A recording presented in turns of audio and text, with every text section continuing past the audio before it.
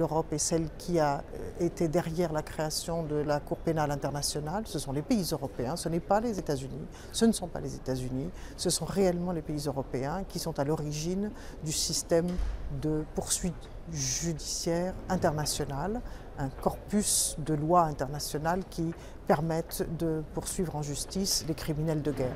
Et c'est cela que nous voulons engager. Nous sentons qu'il y a, et nous savons qu'il y a des blocages au niveau de l'Europe, notamment, pour que cette voie soit poursuivie. Or, la négociation politique, on l'a vu à Genève au mois de janvier et au mois de février, n'a donné aucun résultat. Le régime ne se sent pas sous pression, il n'est ni sous pression militaire, et je ne pense pas que augmenter la pression militaire soit souhaitable.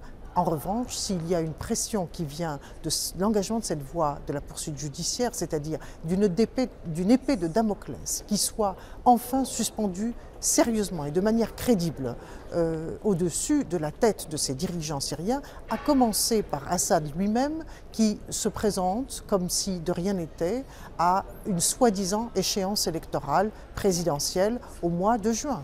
Et l'Europe semble regarder impuissante ce processus se dérouler sous ses yeux. Le mois de juin arrivera inéluctablement et nous regarderons impuissants M. Assad se faire réélire comme s'il allait organiser de véritables élections ou prolonger son mandat.